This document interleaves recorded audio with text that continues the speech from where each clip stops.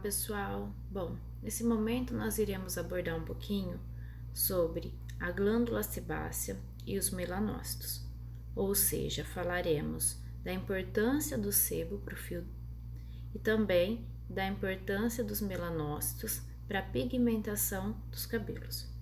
Sempre que nós falamos em glândula sebácea, o que já se sabe é que para cada folículo piloso existe uma ou mais glândulas sebácea e a proporção maior de glândula sebácea ela vai estar no couro cabeludo e no rosto.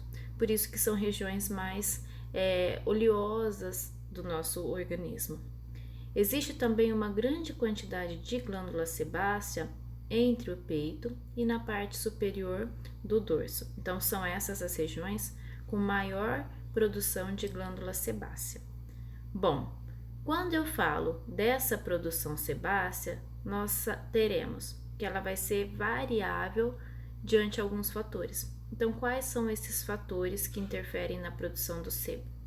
A topografia. Quando eu falo em topografia, eu estou me referindo a regiões diferentes. Então, de acordo com algumas regiões, eu terei uma produção maior ou uma produção menor de sebo. Como nós discutimos no slide anterior, couro cabeludo é uma região que eu tenho mais sebo. Por exemplo, no braço eu tenho pouco sebo. Então, de acordo com a região do corpo, nós poderemos ter uma produção maior ou menor.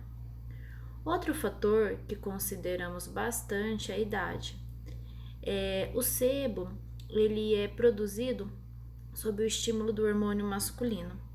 Uma vez que ele é produzido sob o estímulo do hormônio masculino, crianças que ainda não produzem sebo não apresentam. Então, por isso que é comum, às vezes, a gente vê a criança, ela corre, ela brinca, ela sua, só que ela não fica com uma produção sebácea excessiva, diferente de um adulto. E o sexo. Então, volto a falar que o hormônio masculino, ele é mais importante. Dessa forma, o sexo masculino, ele tem uma produção sebácea maior. Aqui embaixo eu tenho uma tabelinha que vai mostrar para vocês qual é a composição desse sebo. Como que esse sebo ele vai ser regulado? Primeira coisa, existe o controle do sebo a partir da corrente sanguínea. Então, através dos hormônios existe o comando da secreção sebácea. Quais são esses hormônios? São os andrógenos. Quando a gente se refere aos andrógenos, nós nos referimos aos hormônios masculinos. Existem diversos hormônios masculinos, porém os receptores que estão presentes nessa região são os receptores de DHT, que é o hormônio de hidrotestosterona. Então, como que vai acontecer? Eu vou ter a dihidrotestosterona circulando na corrente sanguínea.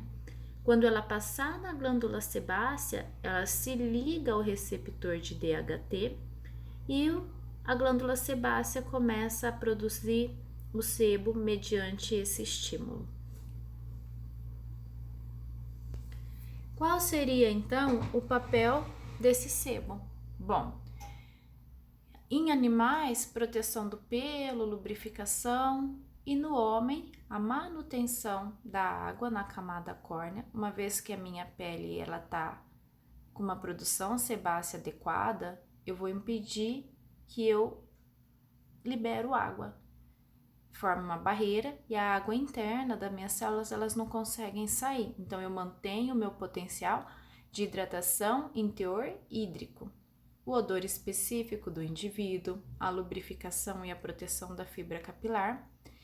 Por isso que o sebo ele é importante para a flexibilidade e para o brilho do cabelo. O sebo que ele é produzido, ele consegue percorrer em torno de 15 centímetros. Por isso que as regiões próximas da cabeça, próximas da raiz, elas são mais brilhosas, mais flexíveis, mais hidratadas.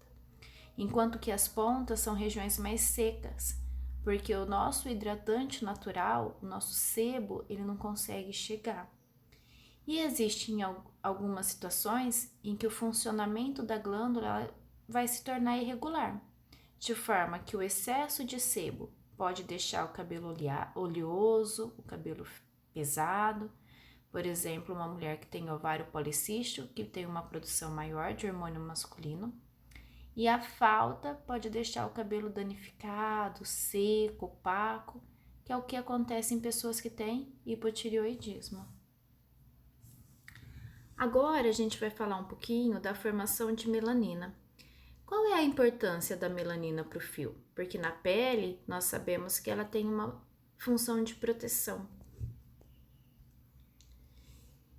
Então, quando eu falo da melanina, a melanina, diferentemente da melanina que está presente na pele, no fio ela tem a finalidade somente de colorimetria.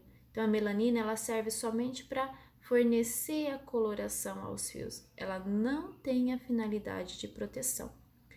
A melanina ela está presente dentro das células corticais, isso nós vimos quando nós comentamos sobre a ultraestrutura dos fios. E elas são formadas, quem produz a melanina é uma organela que se chama melanócito. É uma célula, na verdade, que se chama melanócito. E dentro do melanócito existe uma organela que se chama melanossomo, e é essa organela que é responsável por produzir a melanina. Quais são as regiões que o melanócito está presente? No couro cabeludo, no folículo, no infundíbulo e no ápice da papila dérmica.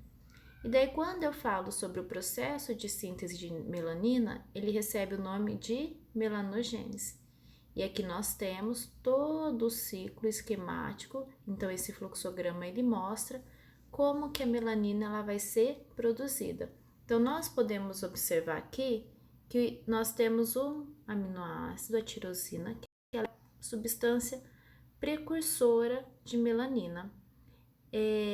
Essa tirosina, ela sofre diversas ações enzimáticas e no final nós teremos a formação da felmelanina e da eumelanina, que vão conferir colorações diferentes para o fio do cabelo.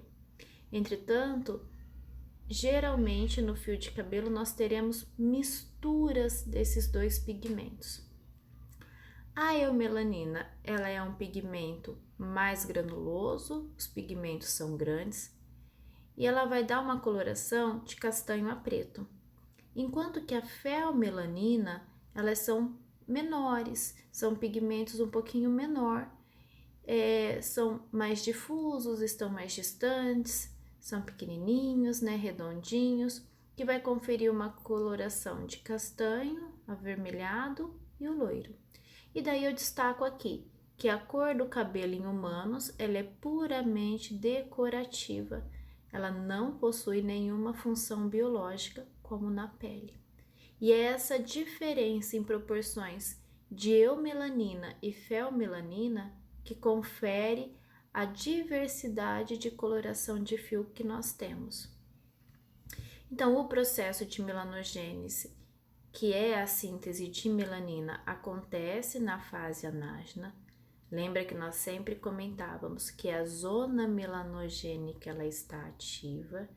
E uma vez que essa melanina ela foi produzida, eu tenho ela preferencialmente nas células corticais, na periferia desse córtex.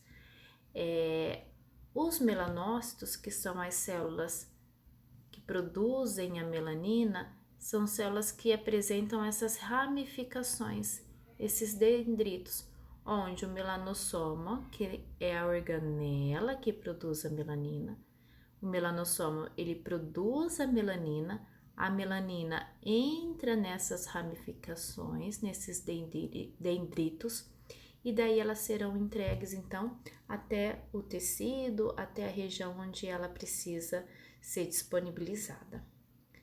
Bom, a coloração do fio, ela pode ser influenciada em determinados momentos da vida e também por algumas substâncias.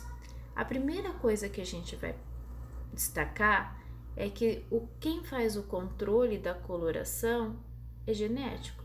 Existe um hormônio que nós chamamos de hormônio melanócito estimulador, que quando ele é liberado, ele chega até os melanócitos e estimulam então a produção de eu, de feomelanina em proporções para cada tipo de pessoa.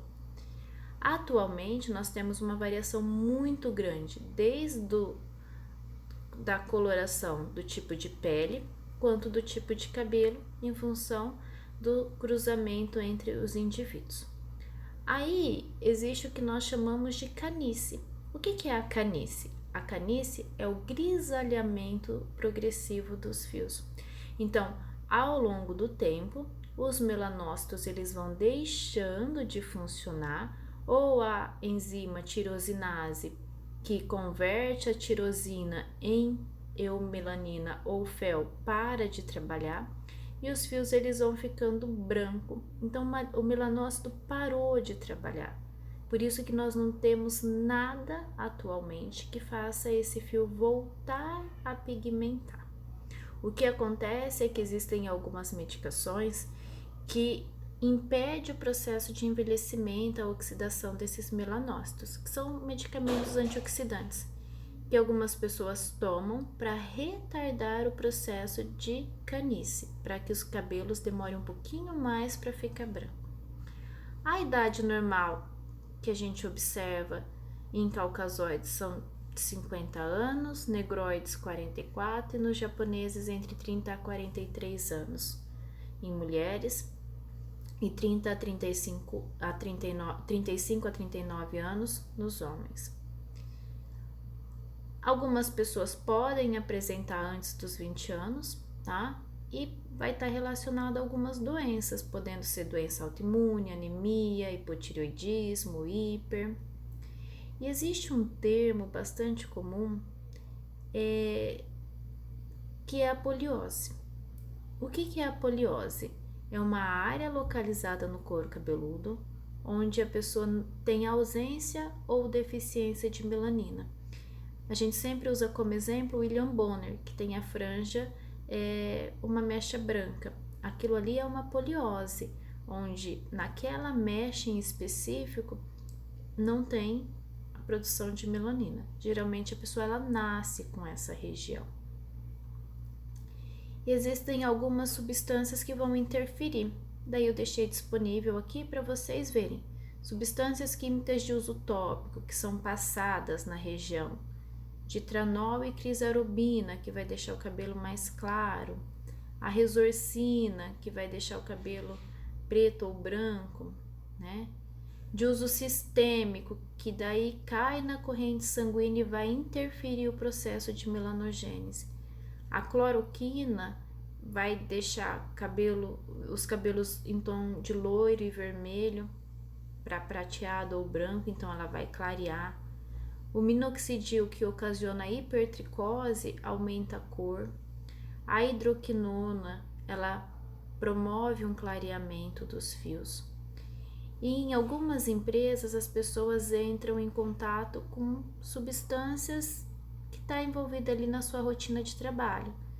Então, o cobre, ele deixa o cabelo verde. Eu gosto de destacar que é o cobre que está presente na piscina, que deixa o cabelo verde. Muitas vezes a pessoa acha que é o cloro, mas se fosse o cloro, a água do banho também deixaria verde. O cobalto, o cabelo fica azul. O alcatrão, que está lá no cigarro, o cabelo tende a ficar mais amarelado. O ácido pícrico e o trinitrolueno, que utilizam-se muito em laboratórios de química, pode deixar o cabelo e a pele assim mais com tons amarelados. Certo, pessoal? Então nós fechamos também o conteúdo de